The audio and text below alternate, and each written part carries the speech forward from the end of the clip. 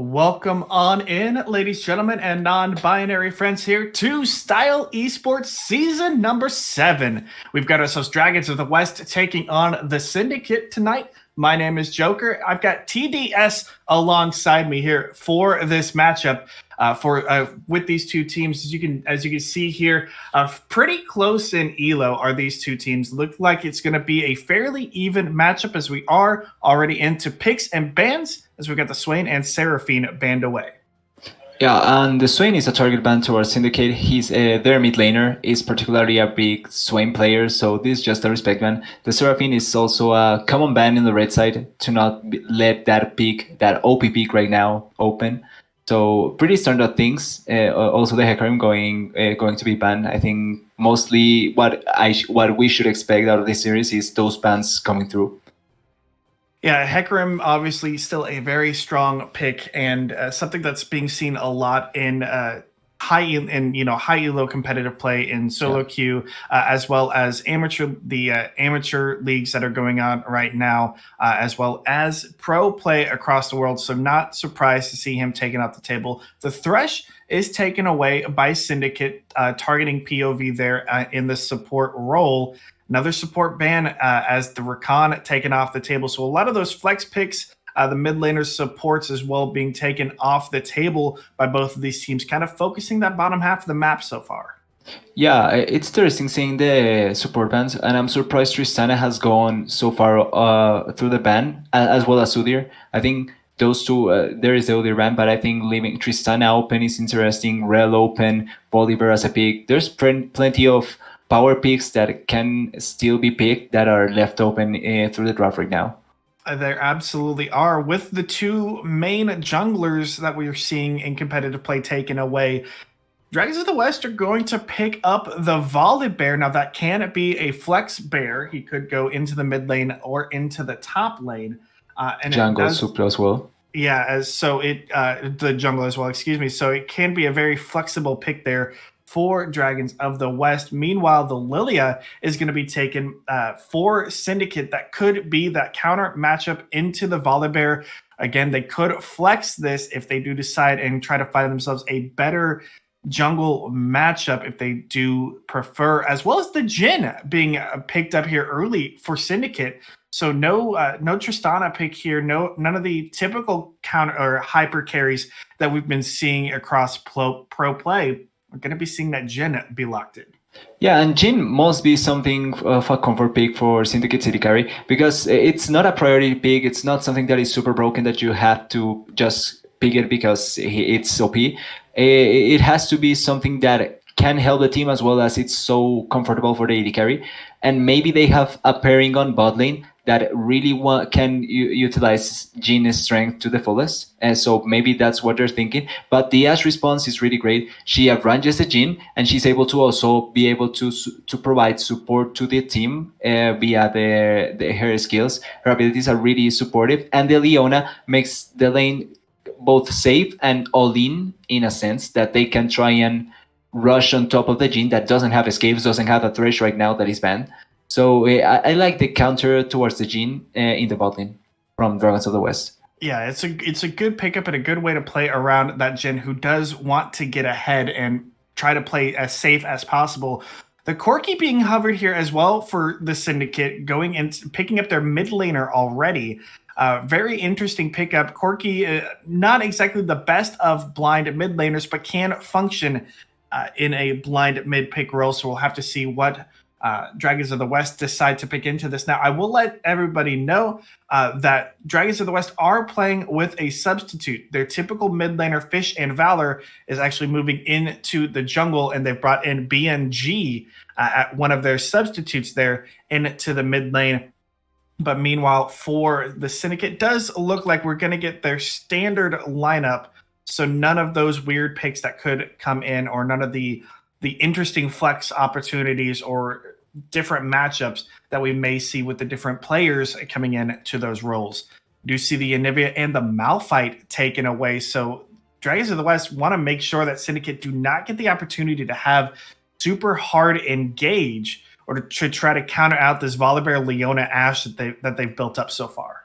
Yeah, and super things like Malphite that have, like you said, super hard engage are good against compositions that also have hard engage, because if they mess up their hard engage, something that can counter them is really, really effective. And especially a Malphite that can go on top of us, a slow immobile target like Ash is also dangerous. I think they missed the ban. It looks like it. We're gonna get some clarification Oh, on. Oh, it looks like it's a Victor ban. yeah. So they did just mistime that ban. It was going to be the Victor being targeted towards the mid laner, towards BNG.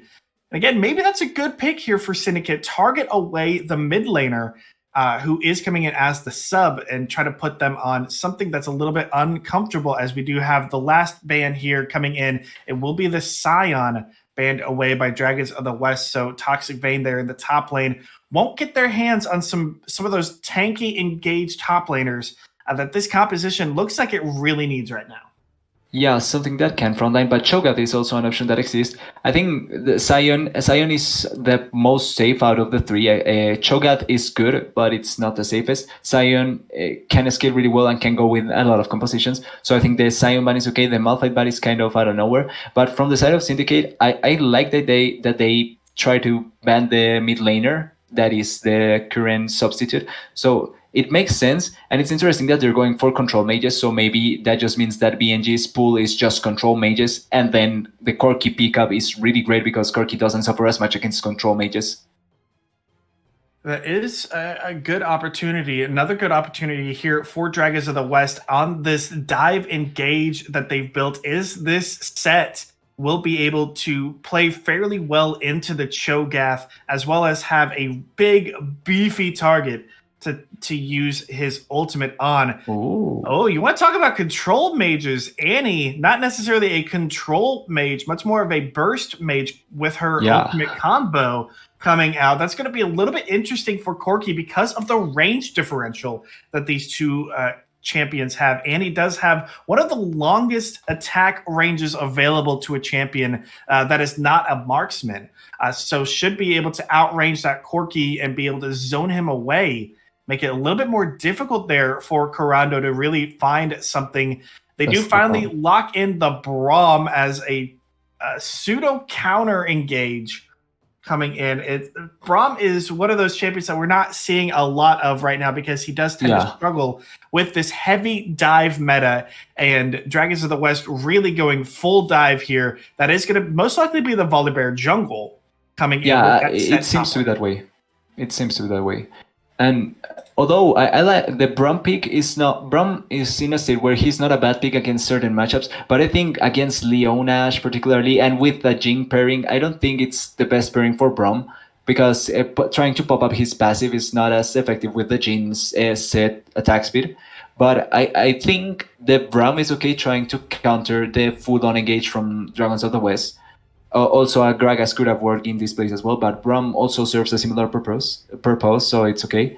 But I really don't get the Ash right now, because there's a lot of hard engage on this side of Dragons of the West with the Bolivar, the Leona, the Set, the Annie trying to all go in and pop someone. The Ash serves the purpose of a distance, of trying to help from a distance, but I don't know if she's able to follow up as well as a Kaisa would do in a similar situation. You know, I personally I like the Ash because of the slows that she'll provide. It makes the hard engage a little bit easier to fully execute on. She'll be able to get the team wide slows and really make sure that, especially the Lilia, doesn't get to dance around the fights nearly as much.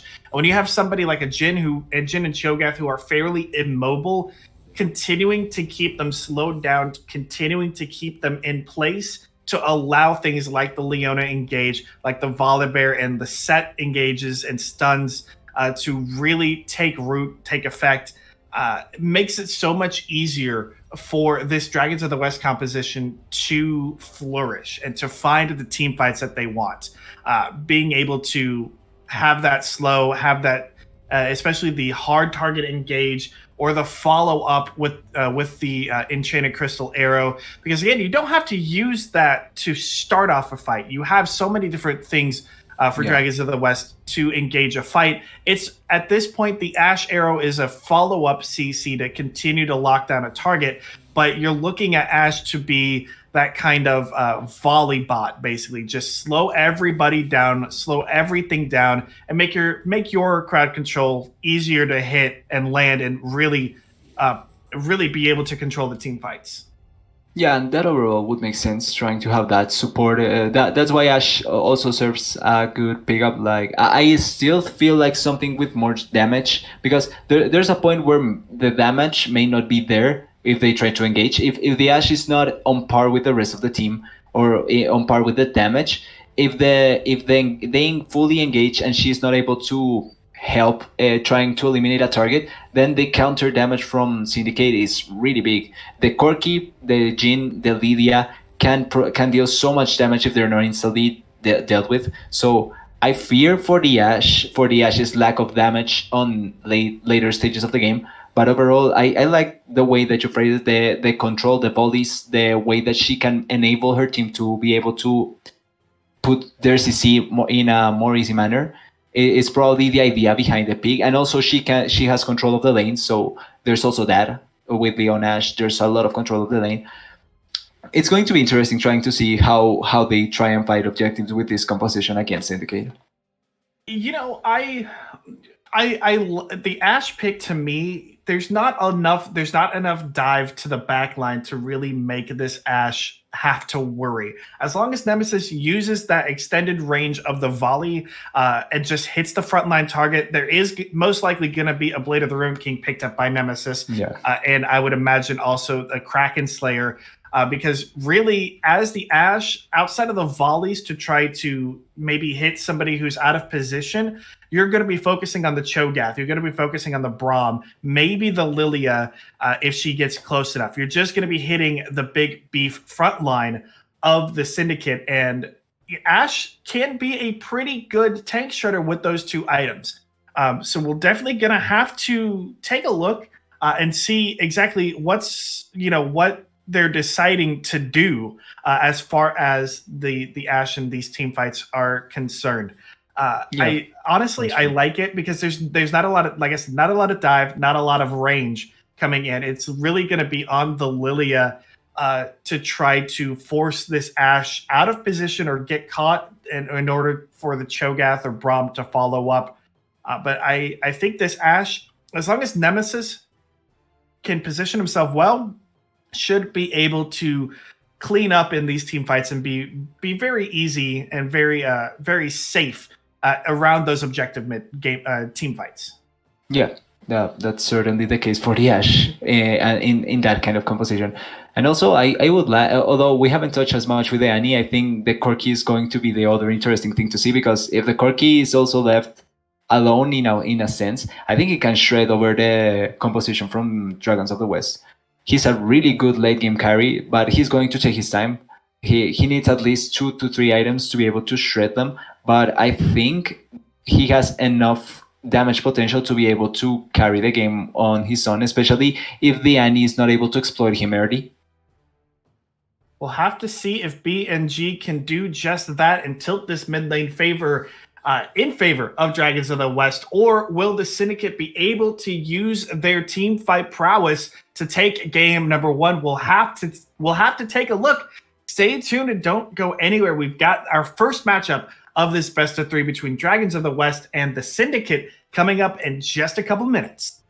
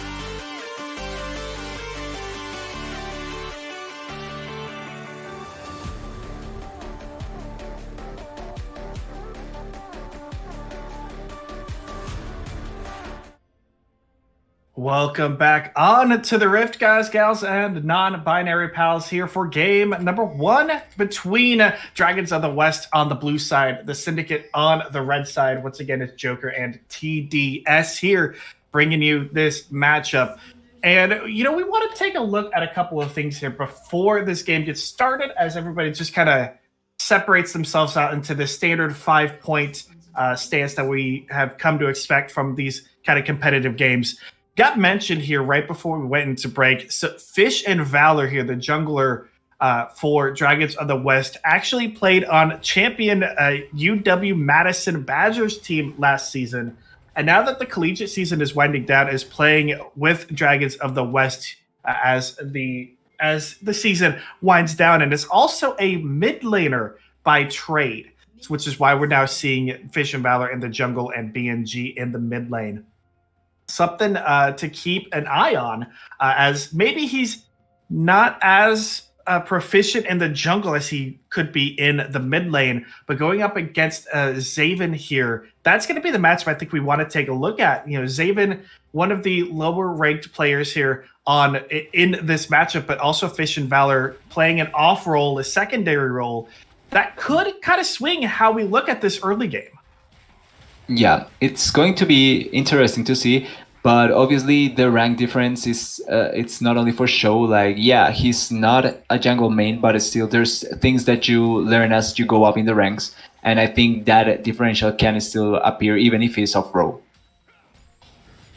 And that is something that you just learn as a higher elo player as you get into get into plat, get into diamond and higher. You start to learn a little bit extra things, even if you're off-rolled or you don't typically play a role that you would normally do or you main. So something to keep an eye on. Both junglers going for some early full clears. They went red buff into their Krugs, so we could see a handshake going into the Scuttle Crabs, depending on how these lanes shake out. We are seeing an early vision invade from BNG on the top side, was able to push out the lane a little bit, try to get some vision in. Didn't have a ward available, it looked like, but did at least spot out Zaven, continuing to clear out the Raptor camp. As other than that, all the lanes just kind of farming fairly evenly. Things are just going pretty even here in the early game, aside from BNG getting pretty aggressive and being able to clear the wave a little bit quicker than Karando. Yeah, it's mostly what you expect could happen in the early game, especially with a non-experienced jungler and a not really high elo jungler. They're trying to do the more typical pathing to get the Scuttle Crabs and then maybe begin acting in the game. Especially Fish and Valor, he's playing Predator, so he wants to clear, then get his boots and try and gank after that, most likely. But he has a lot of setup in each of the lanes, so he will have a really easy time to be able to gank whenever he wants to gank. And coming from BNG, the push and the knowing where the Lydia is coming from is really great to give information to everyone. So now they know that Lydia has to be bot side, and Lydia will try and do something bot side with the Scuttle over there. They did already see the pings out, and a good ward also placed out there. As meanwhile, in the top lane, Chad will force out the flash of Toxic Bane, almost getting caught in that haymaker. That's an early flash down on a very immobile champion. So that, like you said, might be Fish and Valor's first target. Head back up to that top side, punish the flashless Cho'Gath. Yeah, and it seems he's going to TP back, maybe, to try and not lose all the wave or not. But the setup from Zed is really easy to execute. So Bolivar will have a really easy time if he tries to visit over there. He may try and clear the Crocs and just try and rotate upside from there. But apart from that, the lanes seem to be playing just as everyone thought. So there's not going to be a lot of action. Bot lane is going to, it seems to be just a farm fest. The Leona hasn't tried to do as much. And I want to see if Lydia can try and do something somewhere. Because if she gets behind the Bolivar at any point, or if she's not able to follow Bolivar's ganks, then her utility goes down a lot, especially if she's not able to reach level 6, where her sleep is the most important thing. That is something to keep in mind. She's keeping pace. Zaven is keeping pace right now. Does have a slight CS advantage, although Fish and Valor did, like you said, back to get his early boots. Did not decide to try to push in on the top lane, as Toxic Vayne does look to have a pretty decent freeze hanging there just outside of turret range, making it a little bit harder for them to dive without the level 6. So both these junglers looking like they're just going to try to focus and hit that level 6 and try to make the plays around the map. Do need to be careful. The vision there in the river, good enough for this bottom lane to understand and know that they need to be careful. Lily is trying to invade, sees that none of the camps here on the bottom side are up. And once again, more information gathered as they do figure out that most likely Fish and Valor has to be top lane. So Toxic Vayne needs to be careful. We'll get pulled in with the stun, trying to trade back, but the early trade patterns for this set are just so obnoxiously difficult to deal with. And now Fish and Valor is going to run his way in. Predator in, flash, stun. There is nowhere this Toxic Vayne can go. Double knockup might actually secure the kill out of Fish and Valor. It does. First blood goes over to Toxic Vayne. Does not have the ultimate available, but a missed position from Fish and Valor combined with the last second knockup will secure that first blood. Yeah, that right there is a mistake that you don't see from a player that you expect to be high level. He tanked, I think, 3 turret shots after the flash for no reason at all. He flashed, stunned, and they had the setup ready for being able to get him corralled under the set and the Bolivar. But for some reason, the Bolivar stayed still on top, under the turret and took so much damage that he was just able to die. He just died instantly. And now a lane that was so easily win for the set is now, in some sense, good for the Cho'Gath. He doesn't need to win in CS. He just needs to be able to survive enough that he just doesn't die to the set and the Bolivar gank. Well, he is currently behind in CS, but thanks to that first blood, is up in gold, about 200 over Chad IRL. So something to keep an eye on. We do already see the Bramble Vest being picked up as well. So just going to be making things even more difficult for Chad IRL to try to face off against. Bramble Vest itself doesn't necessarily deal a lot of damage, but the heal cut is what you're specifically looking for. And against a set early on is a great way to maintain your lane status and your lane victory so far. It makes it harder for Chad to really try to go in and stay around in these fights, as OT is going to get himself a ward in, but the good clearing from Fish and Valor means that no didn't vision, last enough. Yeah, no vision will stay there. But again, lane's kind of stagnant here for the most part. Chad IRL does have that CS advantage, but thanks to that first blood and a little bit of CS advantage in the bottom lane, we do see that the Syndicate have this minor gold lead early on in this game. Yeah, and one other thing that in the top lane that they have the advantage on is a TP. They still have a Chad IRL's TP, so if they want to try and go for a play, which bot lane seems to be going for, they could be looking for the Ash Arrow. Will land on OTGG. Will miss the Zenith Blade, flashed away by Pure Soul. Actually, just missing it as OT will flash away. So POV will miss that, but they do burn the Summoner from the support.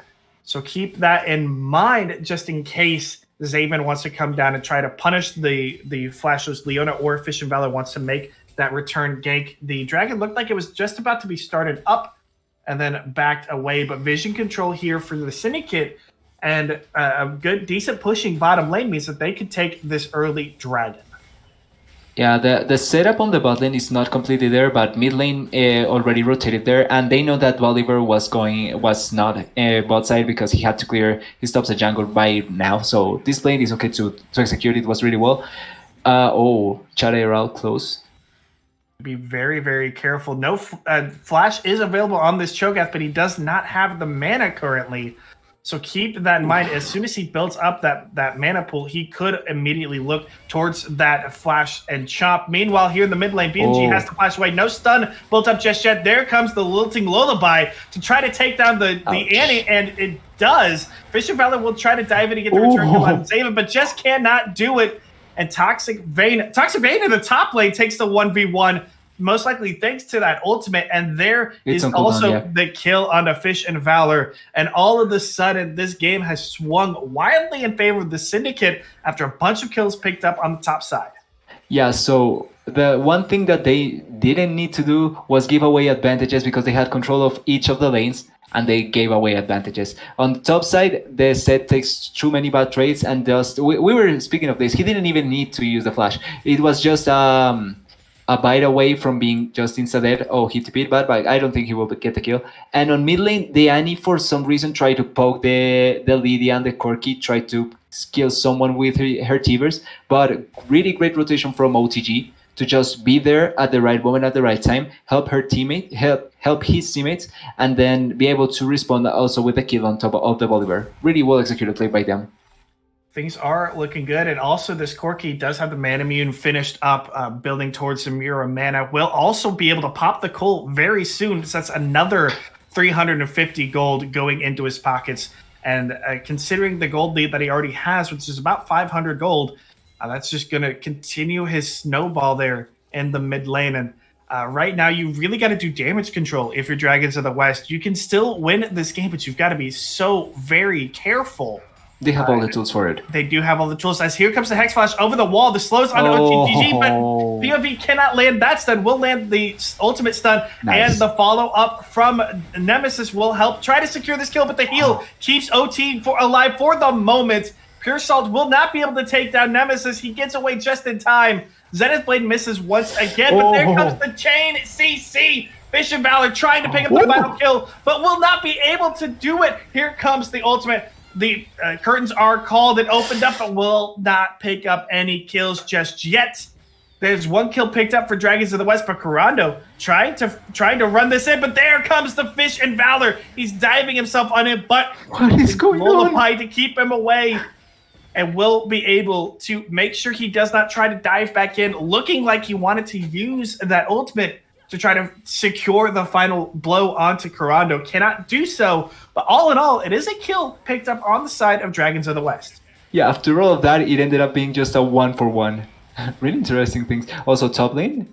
Yeah, Chad IRL is taking a lot of damage from Toxic Vayne, has to flash away.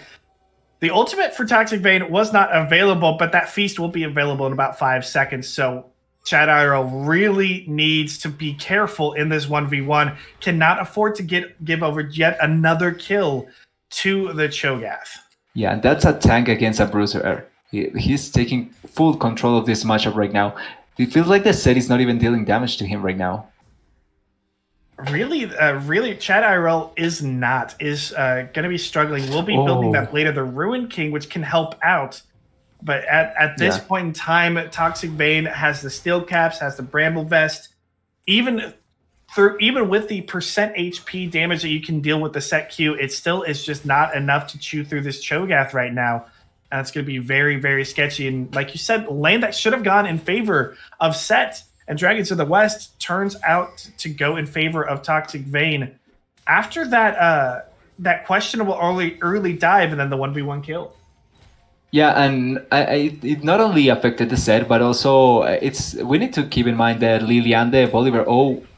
Yeah, POV looking for the stun. Will at least land that Zenith Blade in the root, but Toxic Vayne focusing down the set. The shield will keep him alive for the moment. There comes the root. Meanwhile, back up in the bottom lane as the chop will come down to help pick up that kill. Nemesis will fall into the 2v1. Toxic Vayne should end up falling here, but might be able to pick up POV. Will not be able to do so. BNG will secure the shutdown, but it's 2-for-1 across the map. In the bottom lane, Pure Salt OTGG realizing that with POV in the top lane, they can dive this Ashe very easily and pick up that kill, as we do have a bit of a pause due to some lag. Yeah, so going back a bit, that play on the Cho'Gath, I think it's necessary to happen. They need to kill the Cho'Gath, but the Zed goes too far forward and he dies by the Feast again. So now not only the kill on top of the Cho'Gath, but Zed dying again. This time he will have his Blade of the Ranking, but Cho'Gath is far. It's far. He's far ahead, and he has the R stacks, which will keep on coming as long as the game goes through. So that's something to keep in consideration as well.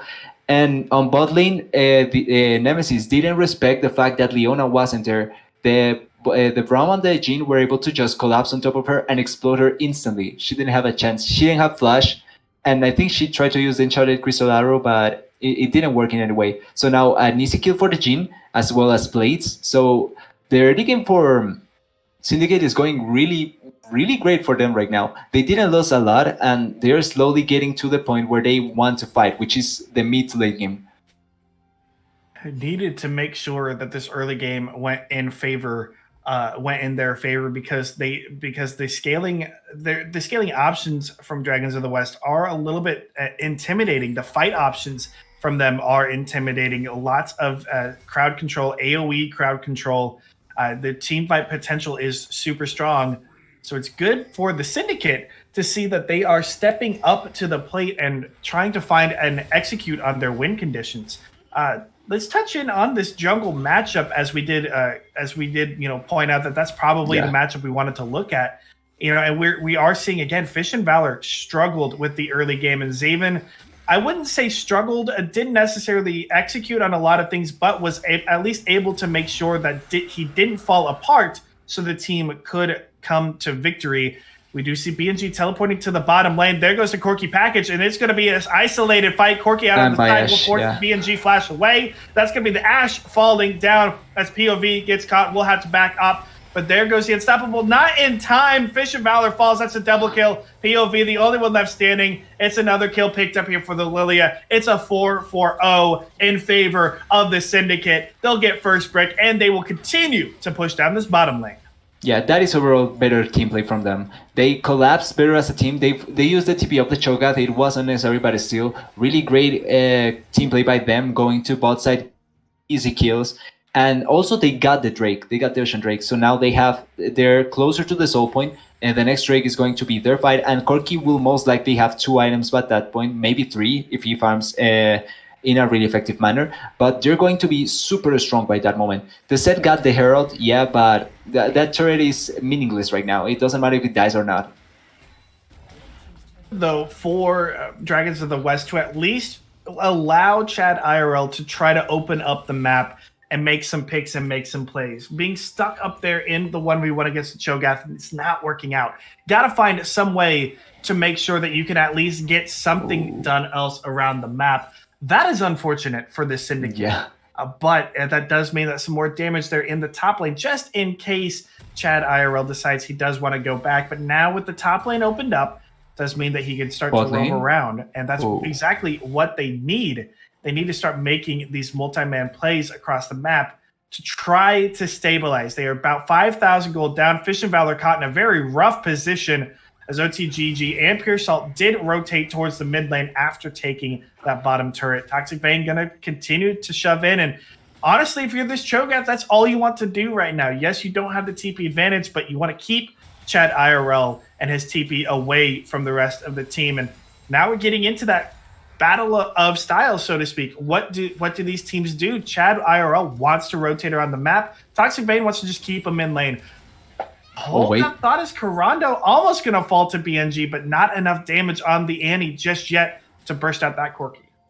Yeah, he doesn't even have his mythic spare completed yet, so she will most likely not kill him right now. And one thing, like we were talking before about the jungle matchup, but I think we need to give credit to Sabian, even though, yeah, Fish and Valor messed up because of what happened with the early dive.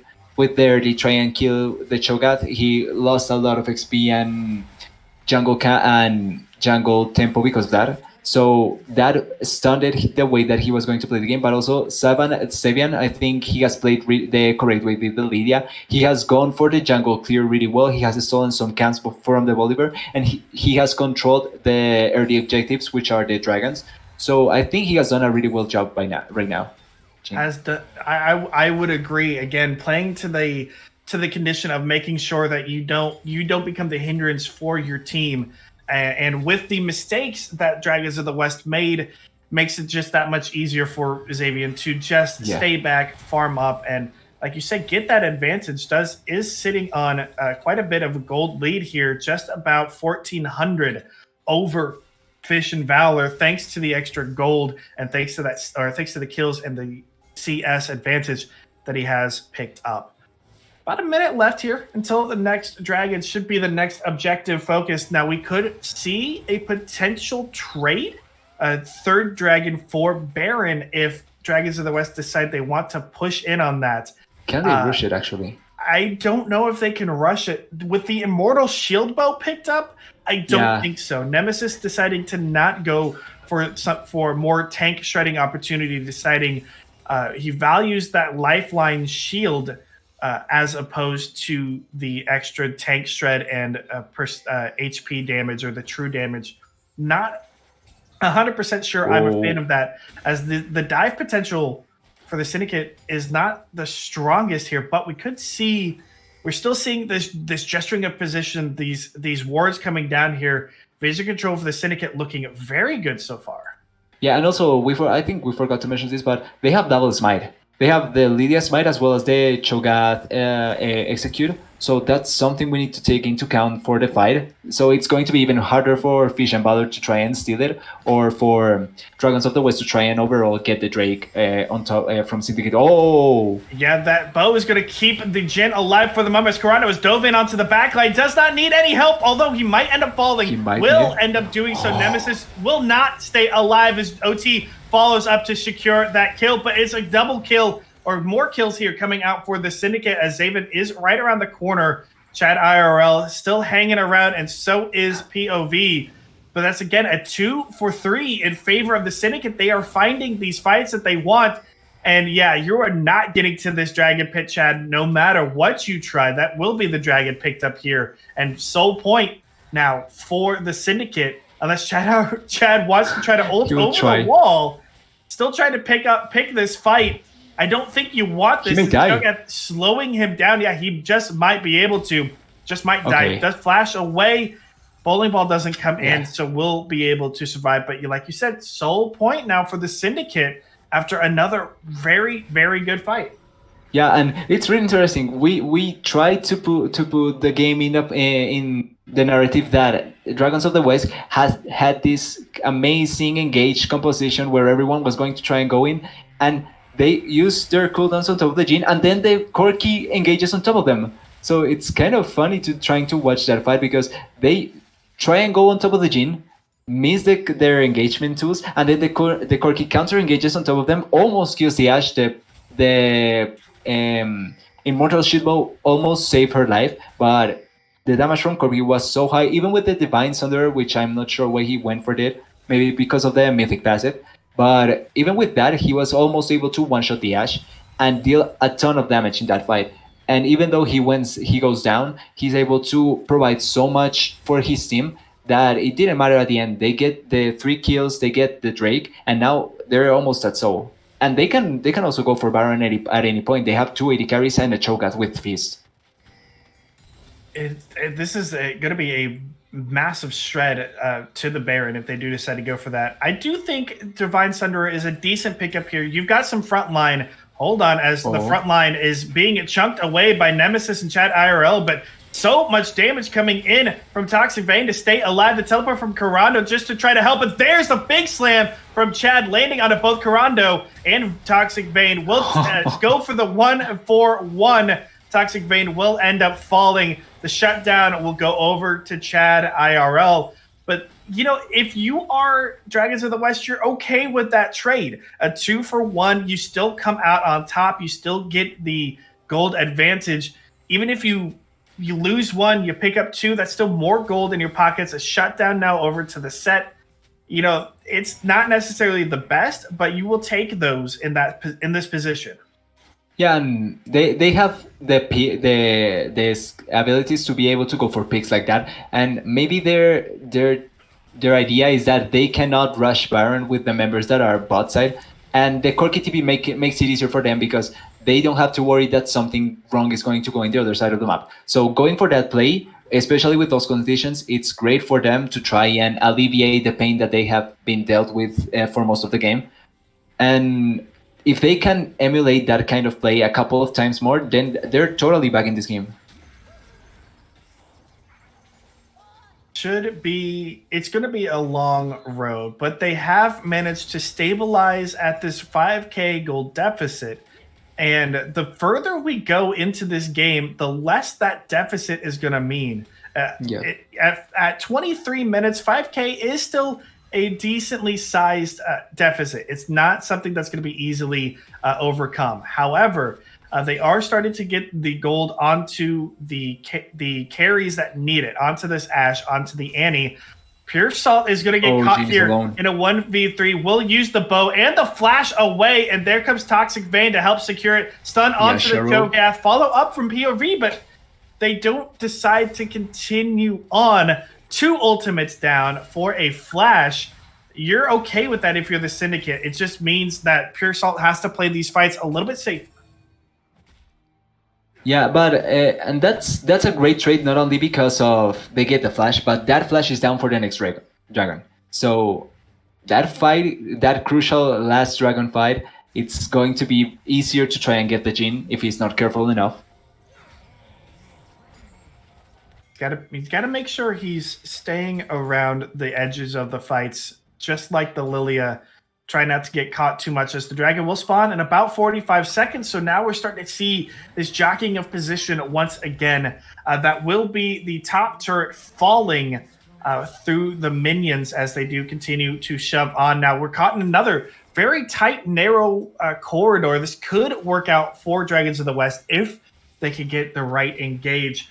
But they do back off, unable to secure the vision control, as the rest of the Syndicate have now made their way here towards this mid lane, trying to get control over the Dragon Pit. And I like this from Toxic Vein. Shove out this mid lane and force Dragons of the West to react. You either have to go for the dragon fight, or you have to stay and clear the wave and potentially lose out on this soul. Nemesis continuing to try to put out damage, but yeah, without that Blade of the Rune King, hasn't even built it. You're not going to see much damage onto this front line. With this Ashe build, Hawkshot comes through just to try to get some vision. The ultimate will come in and force the flash up, but there goes Corki diving it onto the backline once again. We'll find Nemesis. That's going to be another kill, though, picked up by Chat IRL. We'll continue to try to stay alive, but they're just too far behind. They can't make it happen. Jungler falls, but the ace comes in for the Syndicate. Yeah, and Annie tries to go and burst the Corki from the side, but she's not able to. She instantly dies. The Corki gets his package off and goes on top of the Ashe, eliminates her. This time around, he's able to kill her, and he also kills the Leona. So now you're separated from each other with 2 AD carries dealing a ton of damage on top of your champions, which are not as tanky as you would want them to be at this point of the game.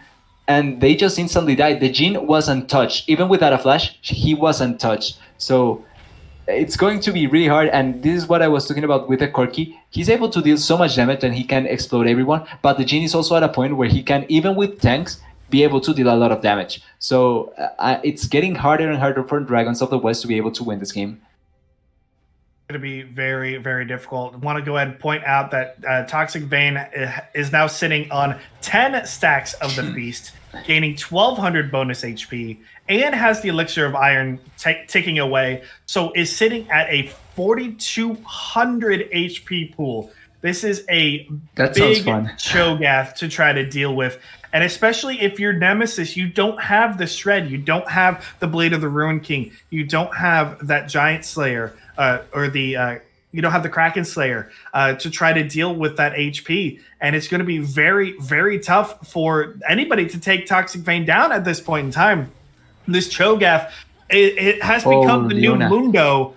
Cho'Gath will go where he pleases. A stun will land onto POV. Pure Salt can't quite pick it up. but will open up the curtains to Both of try them to can keep die. POV alive. The stun will come in, but the wrong person is stunned. Nemesis cannot secure the kill. Pure Salt picks up a double, and this could be it for the side of Dragons of the West here in game number 1. BNG gonna get run down, gonna get stunned down, and another chomp comes Ouch. through. That very well could be the game.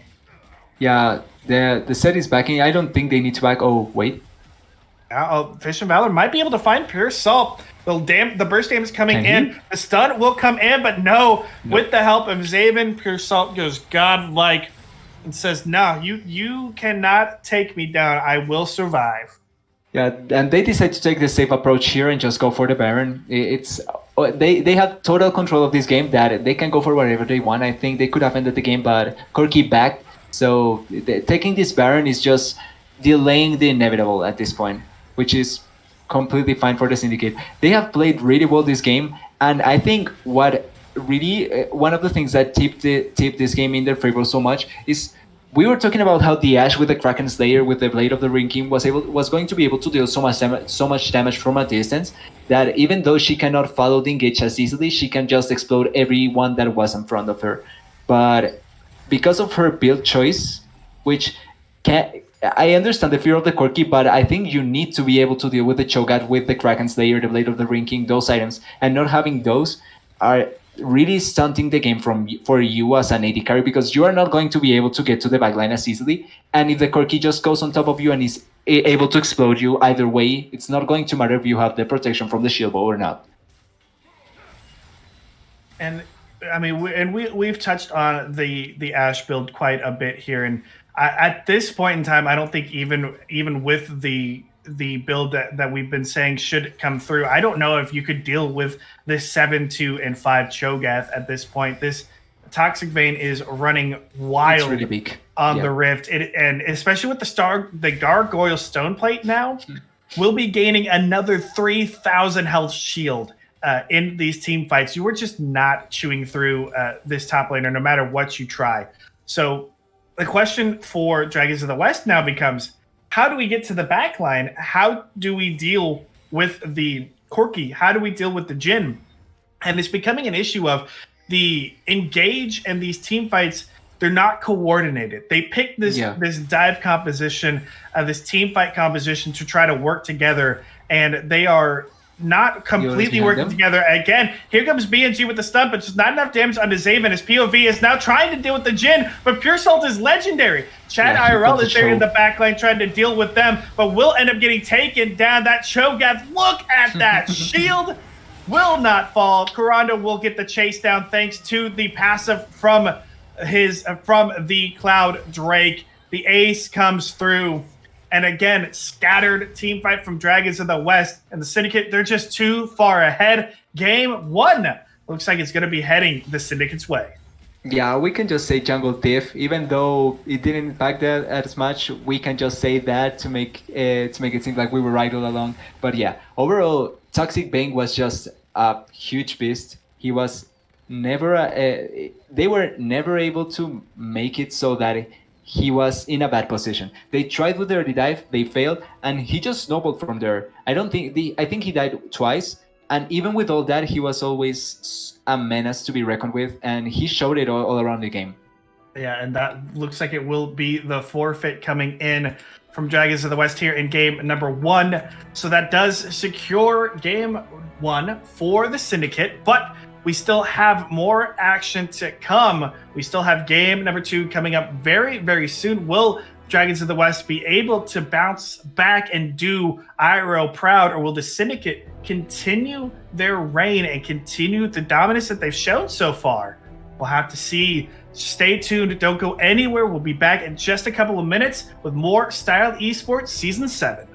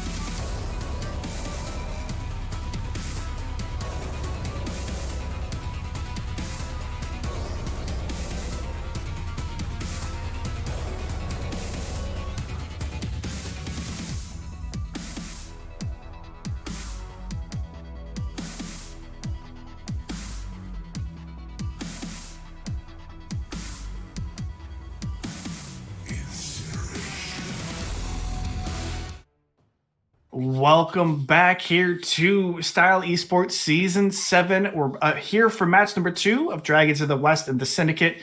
Joker and TDS here as we get into picks and bans for game number 2. And based off of the results there of game number 1, what would you like to see happen in this pick and ban phase, in this draft phase? Do we think we need to take something away, or do we need to have a different composition for both teams? From Dragon, I think Syndicate executed well what they needed to do. They have a pretty straightforward composition with a tank and 2 carries to be able to deal with the damage, and they executed perfectly. I think from Dragons of the West, they need. I think Annie really wasn't the best of the picks. She tried to engage sometimes, but she never had the damage to be able to burst out either the Jhin or the Corki.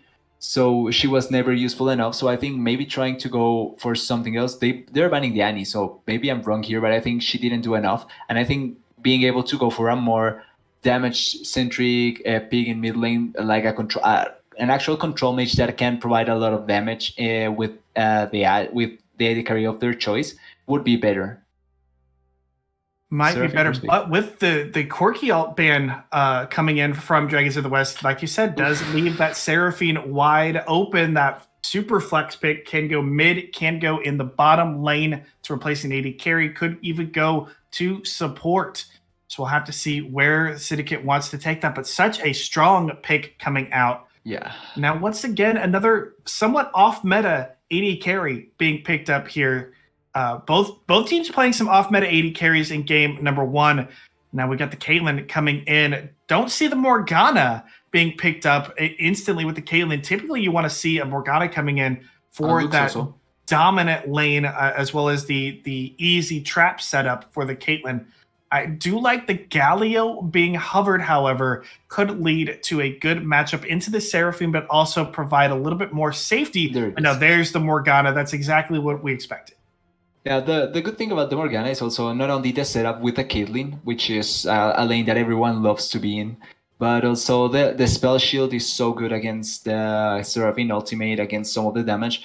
And if Syndicate goes for a heavy CC, then the Morgana shield will be even more valuable as the game goes on. Should be very useful. We're going to see the Jhin locked in once again for Pure Salt. Now, despite the Jhin being, the quote-unquote off-meta carry right now, he did play that Jhin very, very well in game number 1. And was able to circumvent the engage opportunities from Dragons of the West.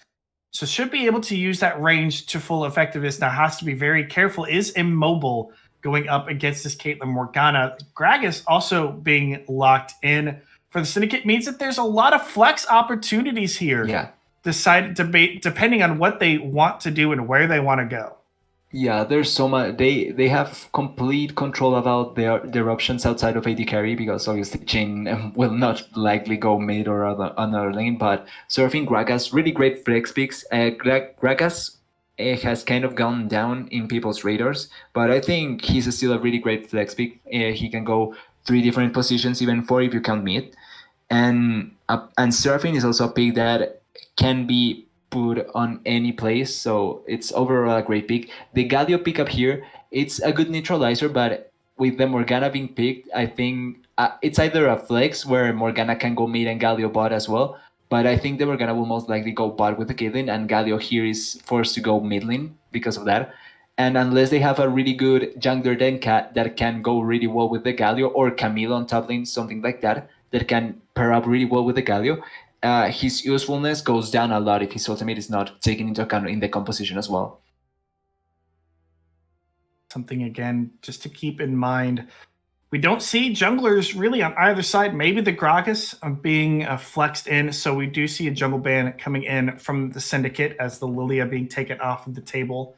Which is interesting. Zaven did a very good job on that Lilia, but deciding they do not want Fish and Valor to try to get their hands on that power farming jungler, who kept up very evenly on the Volibear in the early game. It was just the slight missteps in the top lane that really allowed the Toxic Vein and that Cho'Gath to snowball out of control. We'll see if they can work on those missteps and try to correct them here in game number 2. As the Rakan once again banned away, not expecting that Seraphine or the Gragas to go support. They're expecting maybe a top lane Gragas and a mid lane Seraphine. Okay. Interesting because they could still decide to throw either one of those in the support role. Yeah, but that's the great thing about flex picks. Like you don't know where they are going, so you have to respect the possibility of something like the Rakan coming through. So banning it's kind of, if you're really afraid of that pick, you have to ban it, even if you think that either Seraphine or Gragas can go support, you have to take it away. Yes or yes. And from Dragons of the West, Nocturne. So here's what I talked about with the Galio. He needed a champion that can pair really well with the ultimate. So, oh wait, Yone. So the Nocturne is a really good pick. And now here the answer with the Yone and the Cho'Gath. The Cho'Gath, we know what it's to be expected, so it's okay. Oh. But Darius is going to be a really tough matchup. Wow. Oh, wow. Yeah, there's actually, think about this. We are playing on 11.8. It is the live patch. Patch has come through. Wait, yeah, you're right. That could very well mean a Darius jungle. His passive was massively buffed to interact with jungle monsters at a higher rate. That could mean the Nocturne goes against the Cho'Gath in the top lane. Either way, could be a very rough lane for Cho'Gath. If the Darius can get snowballing early, get that execute in, could mean trouble. Meanwhile, that's a Galio into the Yone, and that's going to be a little bit difficult for the Galio to deal with. Honestly, the magic shield will be somewhat useful, but it's still hard to deal with a Yone so early on in a matchup in the lane. Yeah, and I think I expect that the Yone will have most of the time kill threat on top of them, because I think it's the Gragas most likely to jungle. I think it's almost certain because there's no other choice, and unless they try to go with the Cho'Gath jungle. But he has really good setup with the Gragas to try and go for the kill. And I think even though he can support a lot of the damage for the Gragas, I think Yone would have enough damage to kill the Galio. But I'm really interested in watching the top lane and the jungle matchup this time around, because if it seems to be Darius top and Nocturne jungle, so sadly we won't see the Nocturne, the Darius jungle try this time around. But still, Darius is a really good matchup against the Cho'Gath. He can put him in a lot of dangerous situations, and at level 6 he's at really big risk of dying because of both Darius ultimate as well as Nocturne ultimate. So that's also something you need to take into consideration. And we were talking about how the Galio needs someone to be able to set up his ultimate so that he can go in as well. Nocturne does that job, and Darius to some degree as well. If he is able to just dance through the enemy team and go in, he can also get the support from the Galio ultimate. It does create some interesting team play for Dragons of the West. Now, we did see how they struggled with it in game number 1, but when you've got a on-demand Galio delivery system with the Nocturne, it can create some tricky situations for the Syndicate. But they're going to want to look to be somewhat grouped to get full use out of the Seraphine ultimate, trying to land the extra range, the extra charm range, and try to whittle away the backline or bring them even closer, could mean that Dragons of the West have an easier time of jumping into the team fights with that Nocturne Galio combo. These are two compositions that seem to be outside of Dragons of the West. With this Darius top lane is what's going to be interesting. It's fairly easy to execute. You dive in with the Nocturne, you throw the Galio on top, you get Morgana in to try to continue the wombo, lock everybody down, like Caitlyn just rained pot shots from the side. However, on the side of the Syndicate, this is a very scattered composition. There's no real cohesion between most of these champions. Yes, you can bring everybody together with the Yone, throw the Seraphine ult on top, but then it just makes it harder for Jhin to isolate out the low health targets. Gragas' ultimate is not going to be able to do much there either. It's a very difficult to execute composition, and with how the Syndicate played game number 1, they might be able to pull this off and try to go 2-0 over Dragons of the West. Yeah, and I'm obviously a really big fan of drafting. I think drafting it's something that can just put you so far ahead of your enemy if you execute it really well, and that's why I think drafting is hard. But as well as drafting is important, the execution in game is what most of the time separates what the teams end up doing. And I think the syndicate's execution last game was so on point that I think they will be able to execute with this composition, even though it's all over the place. It's still something that it's really that I think they are going to be able to execute on. And I want to see Dragons of the West with this composition as well.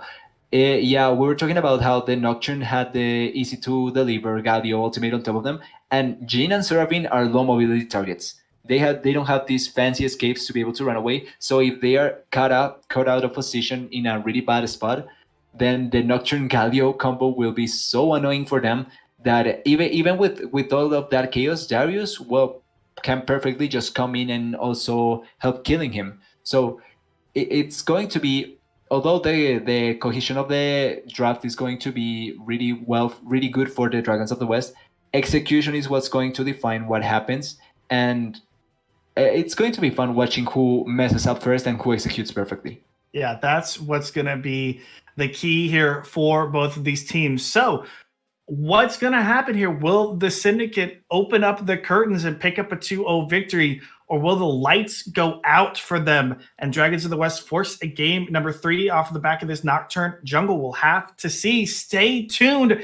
We'll be back with game number 2 of Dragons of the West and the Syndicate here in just a few moments. Don't go anywhere.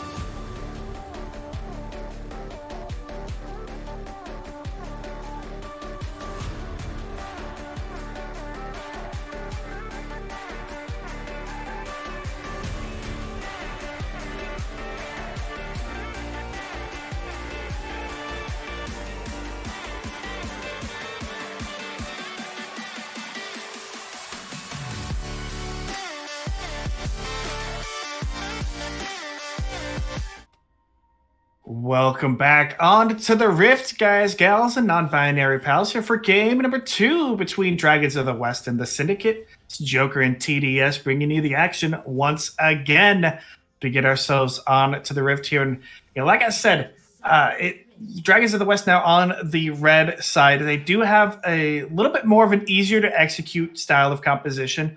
It's basically an ultimate composition. You dive in with the Nocturne and the Galio and try to find those isolated targets. Use the Kate ultimate as well over the top.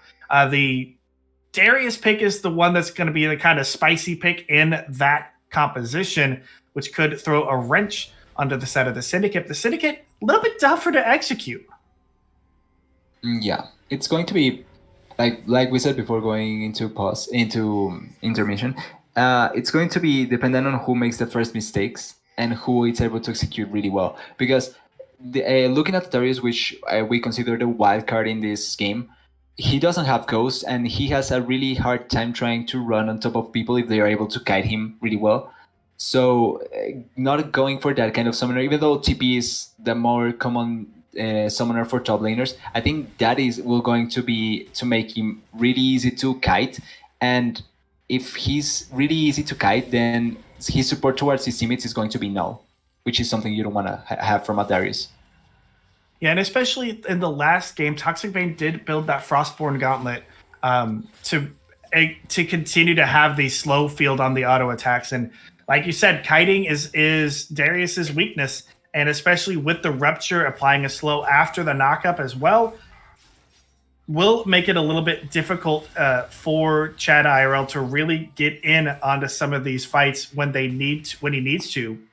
Now, if POV can hit these bindings in the game like he just did, may see things turn around. But Corando getting a little bit too aggressive, taking a little bit of damage. The early game is going to go in favor of BNG. We'll have the range advantage with the Q and being able to proc out a little bit more damage there with the Winds of War.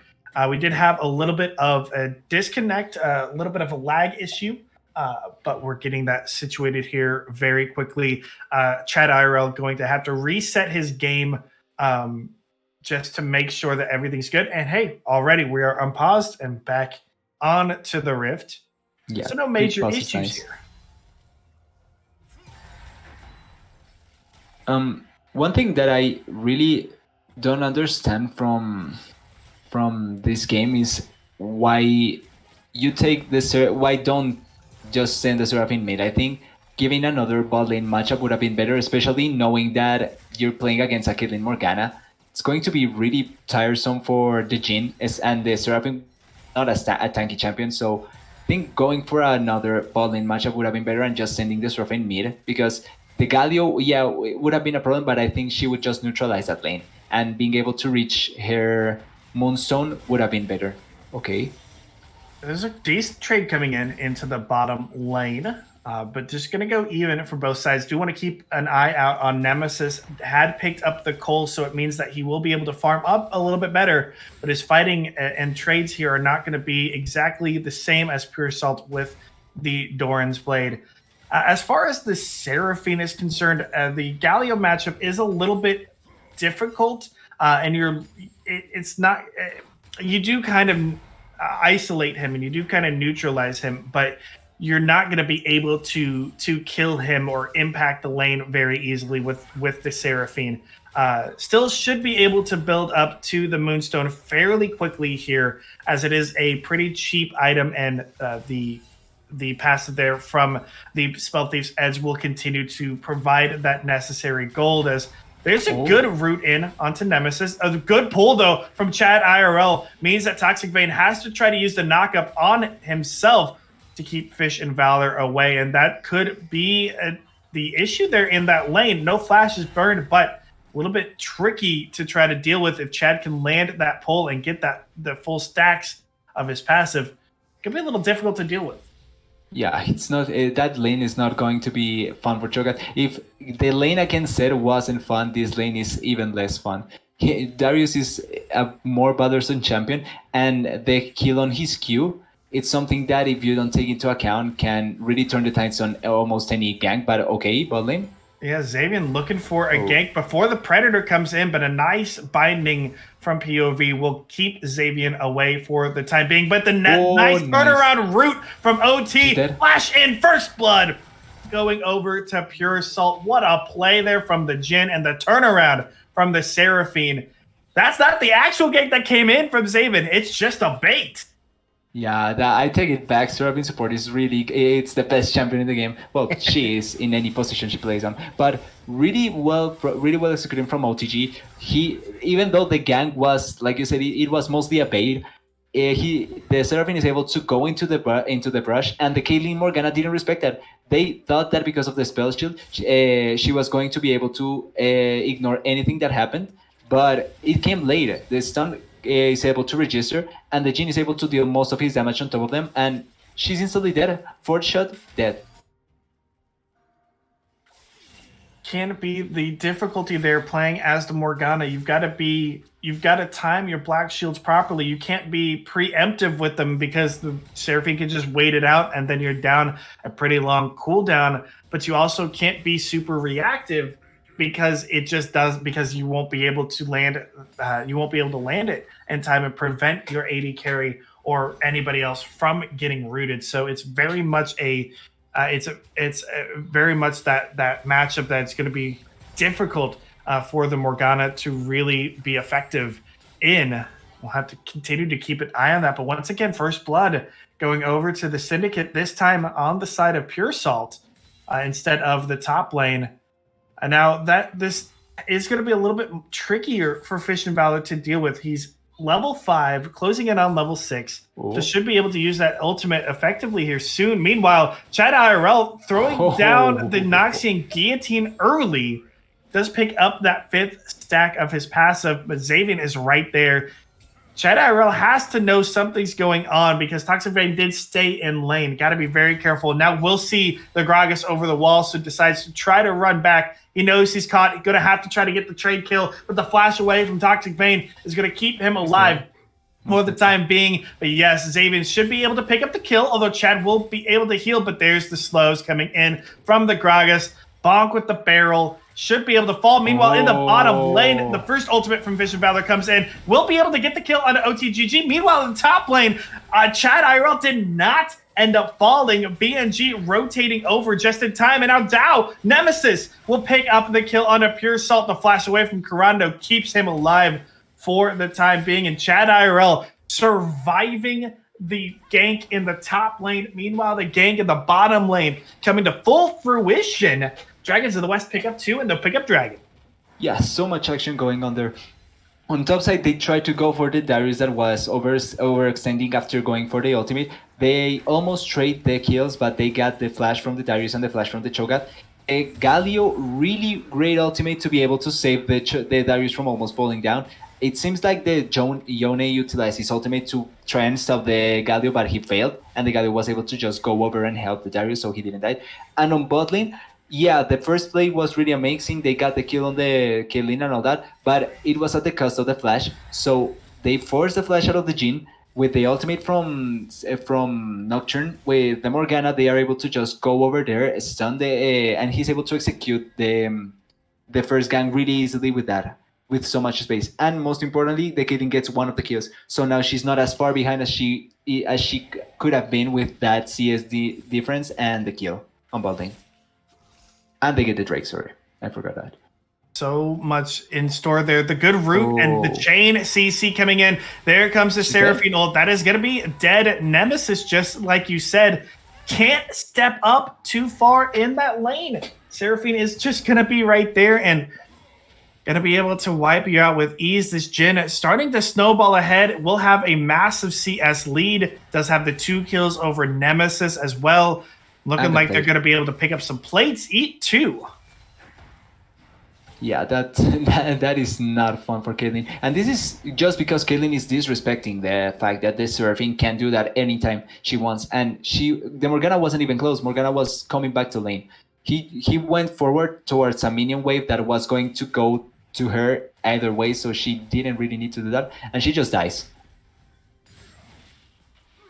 Just a misstep and a misplay there from Nemesis. Got to keep yourself, gotta keep tabs on what is going on, and the fact that you don't see the support could spell disaster for you. Now, Chad, I just really realized something. skirting the lines there of the turret, won't be able to pick up the kill on a Toxic Vein. He did. He's not going to end up dying to the passive most likely, but going to be very, very close. But that is exactly what the scary part we're seeing out of this Darius is. Not only that, sitting 60 CS ahead, by the way. Yeah, that I just realized that, and I was trying to say that, but yeah, the difference in CS is so huge. He has one. Oh, but then wait, I think she's dead. POV getting caught. OTGG actually kept getting caught out. That will be the revenge kill. And there goes the dive in onto the Jin. Pure Salt not going to be able to stay alive. Nemesis will snipe that one out from the river. And another turnaround. 2 quick kills here picked up on the side of Dragons of the West. They're starting to turn things around here in the bottom lane. Meanwhile, we missed out the kill. Chat IRL actually dies in the top lane. It looked like Toxic Vein picked that one up in a 1v1. So once again, I think it was a gank because Gragas has an assist, and I don't think he had one before. So I think it was a gank from Gragas. But yeah, going through the bot lane, they were really far forward once again. The Seraphine trying to clear vision without knowing where the Galio or the Nocturne was. She was just stunned by the Morgana, which had a really easy to hit bind. And after that, it was just a stun after a stun and dead. And the Nocturne ultimate once again. The Jin almost was fighting the Caitlyn and was almost able to kill her. But because he didn't die, the Nocturne is able to just go on top of him. And the Caitlyn is able to secure the kill. So now she once again is not as down in gold as she could have been. And now this easier to execute composition, this dive composition from Dragons of the West is really starting to get online. Fish and Valor, with the 2 kills, Caitlyn with the 2 kills as well, really going to be effective. BNG doesn't need much gold to be effective on this Galio pick, which is one of the beautiful things about Galio in a composition like this. You don't need gold to be effective. You could put it on your other dive buddies or on the other carries to make it work. And yeah, this is the struggle you get as a Cho'Gath, having to use Rupture, having to use your other abilities to try to pick up any kind of CS, and it's not easy to do. And falling so far behind, is almost 1,000 gold behind Chad IRL, even with that kill picked up. That's just how much this CS differential means. Is Chad IRL once again picking up the hook, playing in some extra damage, but Toxic Vein should be able to heal it up thanks to the Cho'Gath passive. Yeah, luckily for Cho'Gath, he doesn't either need to win the lane. He just needs to survive enough so that he's able to be competent in the later stages of the game, which is something that he's able to achieve, even though he is so far behind in CS. Oh, the Herald is not going off. Yeah, that's actually terrible because not only do they not get the Herald drop, they're gonna lose out on positioning here towards the Dragon. It is a Cloud Drake, so it's not necessarily the best. The ultimate cooldown will definitely help out of the side of Dragons of the West. There goes the charm. It will land onto Nemesis, but there goes the diving onto the back line. It's Fish and Valor trying to take out any members of the back line. He will end up taking out Zaven. And here comes the rest of the fight. Pure Assault trying to take that POV, will do so as Fish and Valor continues to dive in onto the Seraphine. Ace in the hole comes out. There's the kill for Nemesis. It's a 3-for-1, and it's another fight picked up here for Dragons of the West and another dragon as well. Yeah, and once again, they try to overforce. They hit one stun on top of the Caitlyn, and this time around, Morgana is able to hit her Black Shield on top of the Caitlyn, so she's not CC'd instantly, so their effectiveness is instantly gone. The Seraphine ultimate is gone as well, and now the Nocturne is able to just dive in really easily with the Galio support. And the Jhin and the Yone try to go on top of both of the squishies behind, but they didn't deal enough damage. And the Nocturne is able to just go kill the Gragas easily, kill the Seraphine easily after that, and then the Jhin, he trades a kill, but he dies. So it's not as effective. And once again, and this time around, it's Dragon of the West that have the two first race and a mountain. So if they are able to get that, I don't think there's really a lot of chances for Syndicate to be able to win.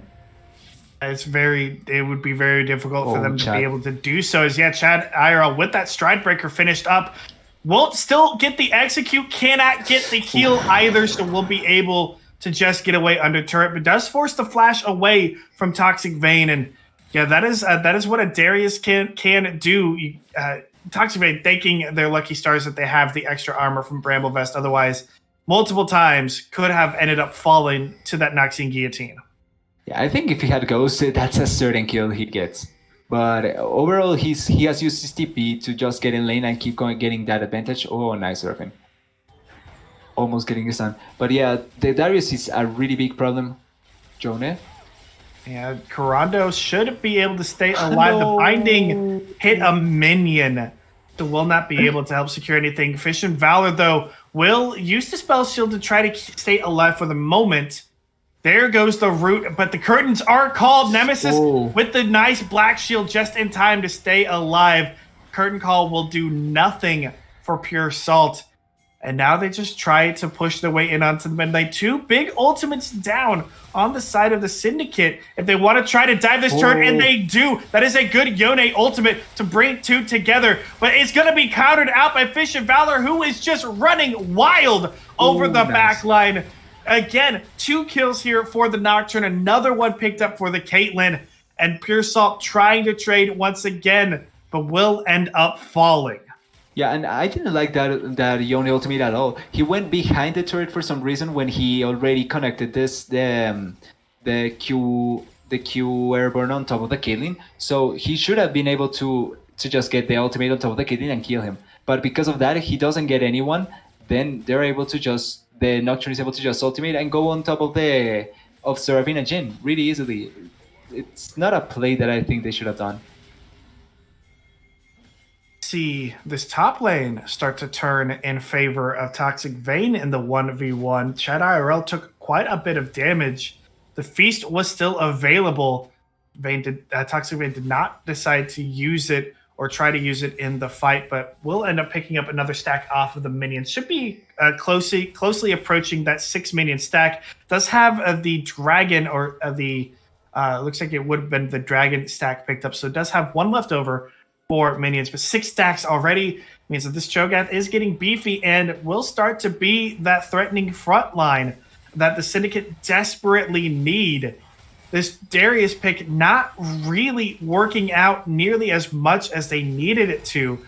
To be fair, Fish and Valor did not necessarily play towards the Darius to try to help out, just assuming the Darius will win the 1v1. Which he mostly did. He mostly did, but not enough to keep the Cho'Gath out of the game. Yeah, and that's also why I didn't like the idea of running the TP. He needs to focus on trying to run over the lane as much as possible, and I think that's what a Ghost is able to give you. You can never run away from him. But because of the TP, yeah, he's able to keep pressuring the CS and all that, but Cho'Gath doesn't really need to worry that much. Like, we have seen, Cho'Gath is 1-0, he has his items. He has these 2 items, the Frostfire Gauntlet and the Bramble Vest, to be able to survive. Oh, good stun. Yeah, good stun on to Fish and Valor. Will be able to survive for the moment. Gotta be difficult here for OTGG, though, because even though you would assume that the Seraphine should be fine, does not have the assist gold coming in like POV does, so does not have the Moonstone built up just yet. So yeah, that's a really big difference in support items. That's a really huge difference right now. Here, you're absolutely correct. A good Black Shield will keep Nemesis alive from all of the roots and the crowd control coming in. But yeah, once OTGG can get that item, maybe the Syndicate can start looking for these team fights and trying to play around as a group. Toxic Vein did back away from the mid lane. Here comes the teleport into the bottom side. Meanwhile, there goes the root on it to the Caitlyn. Nemesis will be able to survive for now as Fish and Valor continues to dive in. Ace in the hole comes up. OTGG survives for the moment. Will just be able to stay alive. Seraphine ult will not catch anybody. Here comes the Nocturne. Where's he going to go? Will get shut down. Will not be able to pick up the kill. OTGG just barely staying alive. Carando diving it out to the back line. The root won't come through from Xavier, but there's the curtain call. The shutdown onto the Caitlyn. Helps secure that one. POV will not end up falling for the time being. Will stay alive just barely, but that's the team fight 11 that health. the Syndicate needed. 3-0, and they take the Dragon. Yeah, speak about execution right there. The Jhin is able to dodge so much right there that he didn't get hit by the bind, and then he's able to go on top of the Caitlyn and deal a lot of damage. But really great teleport by Toxic Bane. They realize that the Darius cannot join in at any point, and he goes down with the Yone. They are able to corral them from both sides, and the Nocturne ultimate was done after he was almost dead. He jumps on top of the Gragas, but instantly dies. It's never useful. The Galio ultimate was never used. That's how bad that engage from them was that they never were in a position to be able to fight, and really well executed by Syndicate this time around, and that secures them the Drake, and also that buys them 4 minutes 30 seconds more to be able to fight once again. So the more that this goes, the more that Surfing will get items, the more that she will be effective. So this is going to be really interesting in the later stages right now. Should be, like you said, very interesting game as we start to hit the later stages of this game. This Jhin is pretty fed with the Gale Force Collector finished up at that 5-4-2, so we'll be able to put out quite a bit of damage should he be able to find the right targets. Like you said, Cho'Gath started to come online. Frostfire Gauntlet picked up 2-0-1, sitting at about 3k health, has found a Fishing Valor, who will be able to survive for the time being, but now posturing around this vision for this Baron. A little bit early, I'd say, from both teams. Here comes the TP onto the bottom side. It will be Chad IRL coming in to try to take down Carando, who should be able to escape. But that means that the rest of the team are going to turn in towards this top side. Teleport now coming in from a BNG as OTGG will take that Fisher Valor. That's a jungler down. That could mean this turn towards the Baron if they so choose. Nemesis, though, gonna get rooted up, and there comes the Seraphine. Catches 2. Toxic Bane with the knock-up and the knockback as the Seraphine secures that kill. POV flashing over the wall to stay alive, but yet another team fight win here for the Syndicate. They pick up 2 kills very, very quickly. Yeah, that right there is really great champion design of the Seraphine. The stun hits because it hits your teammates, so that is able to go even further. Oh, Darius. There's diving in, but there comes the ultimate. Yep, the knock-up will land. And that is going to be the secure there for Chad IRL. Did land it with the Noxian Guillotine, so will be able to stay, will be able to get that reset if he so chose. Yeah, that also burns the flash from the Gragas, so really, right there, going really aggressive. Oh, wait. Oh, yeah, Chad will dash in, gets the hook, will hit onto Pure Salt, who will end up not falling to the guillotine, but will fall to the passive. That is another kill picked up for the Darius, as here comes Fish and Valor diving in, ace in the hole to help secure the kill. But there's the shield, try to proc Corrado, try to stay alive. Is not going to be able to, dashes over with from his E, but will end up just falling. So another big trade kill here trade kills picked up for Dragons of the West. They are still about 2.5, almost 3k gold ahead. Turret will fall to Nemesis as they make their way towards the Baron. Yeah, and just as they get a good advantage, Syndicate throws it out of the window by letting them get those kills that were not necessary, and now they're going for the Baron. Yeah, Jone has TP, so he can try and go. Oh no, he's dead. Yep. Oh yeah, they would not be able to make that happen. There's a Seraphine gets hooked. Chad IRL goes on the killing spree, and that will be the turn towards Baron. Gragas is alive, and so is Toxic Bane. Bane does have the flash on the Cho'Gath, so they've got to be very, very careful. The Caitlyn is going to get rooted down. Here comes BNG to try to support. The damage coming in from the backline. The hook will land onto multiple people. Corrado goes diving in, though. Lands a 3-man stun, and the team fight gets turned around by Corrado. Triple kill going over to the Yone. And just when you think Dragons of the West can secure the Baron, the team fight goes to the Syndicate. Yeah, Game of Thrones right here. They had the control of the Baron, they get the pig on the Seraphine, and it seems like it's going to be theirs, but a really good stun by the Gragas, the Cho'Gath, and the Jhin is able to put them in position to fight, and the Yone, he had to be. He goes in with the ultimate, gets 3 people with his ultimate, and he's able to turn that fight around so easily. They burst every member out, they get the Baron, and now they have position for the trade. This is getting harder and harder. It is getting very difficult for Dragons of the West to continue these team fights. They're just not finding what they need, and to make things happen. They've got the kills now onto the Nocturne, who is getting pretty far ahead, but unfortunately, there's just no remaining follow-up. 8 seconds left on this Dragon. The Baron buff is not getting used effectively here, but the additional AD and AP should dissuade Dragons of the West from trying to take this fight, as well as, the Smite and the Cho'Gath ultimate. The Feast coming in. They are going to try to take this, but no, they still will not come in. The Smite will secure it. Meanwhile, there's a big knockback coming in from BNG onto 1, but that's a massive shutdown. Corrado just gets isolated. Seraphine Charm will land on it 2, and they do get the CC onto BNG, but Toxic Vein will use the ultimate to take down Nemesis. BNG with a 3-man taunt, but he's going to end up falling. The double kill to the Cho'Gath. The rest of the team fight goes the way of the Syndicate, and that is an ace for 1 for the Syndicate, as they'll use the Baron to push down the mid lane. Yeah, remember the last game how we had that big raid boss that was in the top lane that got fed early on and didn't die? Well, this time around we had the same raid boss on the Cho'Gath that is not dying, that is able to do so much control. The Darius, yeah, he had the minion leader, but who cares? The Cho'Gath never died. He got to the point where he's able to just be a menace. He neutralized his lane opponent and has the items now to be able to fight the Drake. They got the Yone really quickly, but even with that, the control from the Cho'Gath and Saban with the Gragas really well executed by him as well, where they get the complete control of the team fights. The Darius is never able to deal enough damage to be able to burst through them, and the Jhin is unscathed. It's unscathed. He can deal damage from afar. He's able to explode the targets in front of him. And overall, the teamfight composition from Dragons of the West is not getting executed as they want to do it, be able to. Yeah, and that's one of the issues here when you pick a lane dominant champion like a Darius into a late game scaling tank like the Cho'Gath. You have to put resources into the Darius.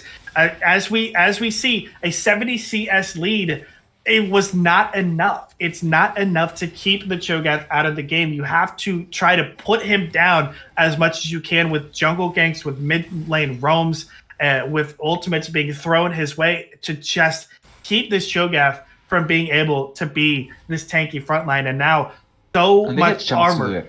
There's so much armor built up for this Cho'Gath. Frostfire Gauntlet, Thornmail, the Warden's Mail even being picked up. That is actually the Warden's Mail, the passive there, reducing incoming damage as well as the plated steel caps, just means that this Caitlyn, this Nocturne, the auto attacks basically mean nothing to this Cho'Gath. Yeah, and here's the part where the Galio becomes less of a huge threat, because his AP damage is good, but I don't think he can deal enough AP damage to try and take down the Cho'Gath. So now it all depends on how long can they keep dealing damage to the Cho'Gath to take him down, and I don't think it will be long enough. Oh, the Jhin. What a play from Pure Salt. Will be able to get away with his life scot-free and continue to put out damage. Now it will cost the Seraphine. Nice. But there goes a nice cask, and then the teleport coming in from the Cho'Gath. That is a massive Cho'Gath coming in to try to put in some damage. Chad IRL, though, trying to turn things back around. Yone will pick up a big ultimate as well. BNG goes golden for the moment, but will fall to Corando. Chad IRL gets rooted up. Will get taken down by the barrel of Xavian. Fish and Valor, the only one left standing. They don't care about the Nocturne. They care about the inhibitor. They care about ending this game. Yeah, Purcell right there with the outlay on Nemesis. He just goes in, gets a solo kill really easily, and then goes back. Yeah, they get the Seraphine, but the Cho'Gath gets there. They are never able to kill him. They deal damage, a little bit, but it just tickles to him. He doesn't die. And now the choke and the Gragas as well. He was able to outplay the Darius and just be able to kill them. Now they're going to try and force, but I think he's dead. Yeah, they're gonna try to go for the Jhin. He is just gonna fall. But meanwhile, though, Nemesis will end up falling. They overstayed just a little bit. The knockup will come through to help dissuade anybody else from coming in, but Corando gonna come in with the shields. Will still just be able to survive. Ace in the hole to try to take out the Cho'Gath. Toxic Vein will end up falling. The flash away for the time being, as there comes OTGG to help support and keep the Cho'Gath alive. A little bit of an overstay, a little bit too aggressive of a play from the Syndicate, but they do pick up both of the both of the Nexus turrets and the inhibitor.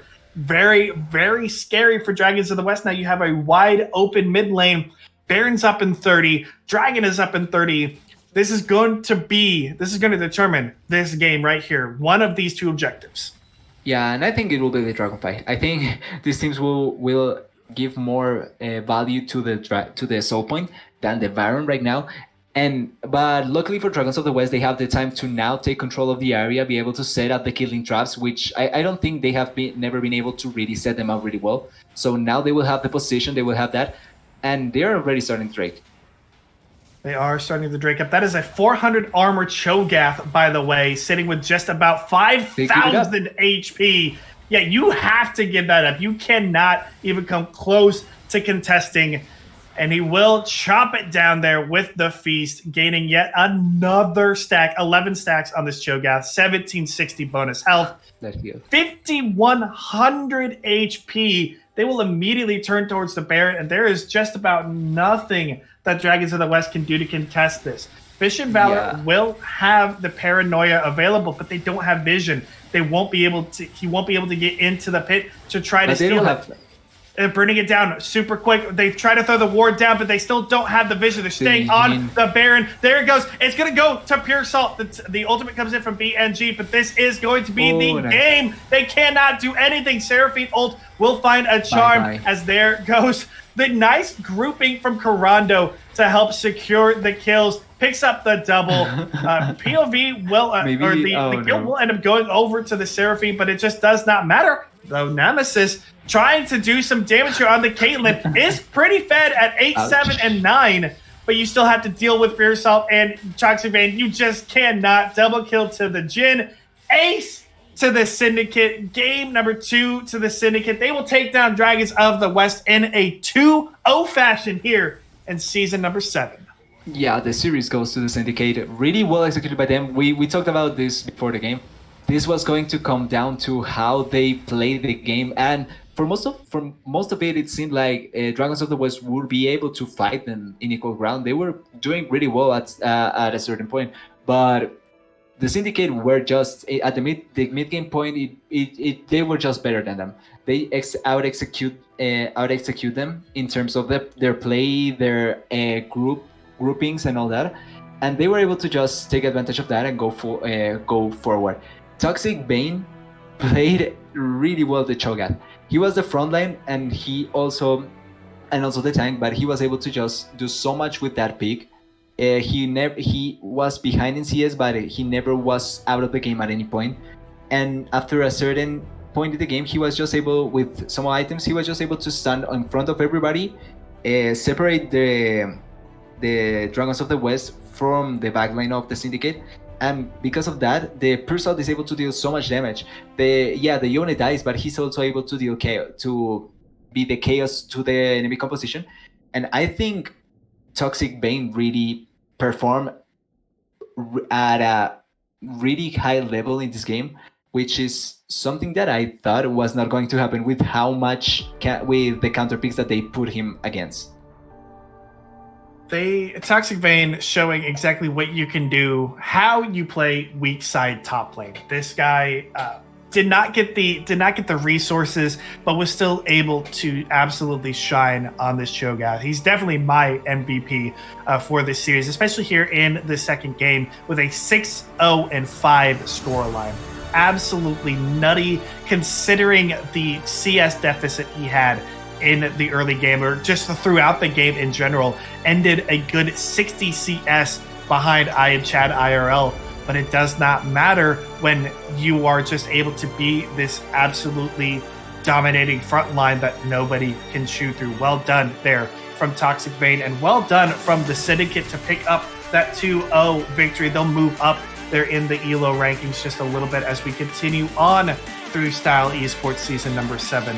That is going to be it for us here tonight as Syndicate do take this 2-0 victory. Congratulations to them. Want to thank TDS, and I want to thank producer Tori as well for bringing us the action and making sure that we can get it to you here on stream. We'll be back tomorrow night with more Style Esports Season 7 action, so make sure you stay tuned and tune in and keep an eye on us here at Style Esports. Thank you all for joining us, and we'll see you next time.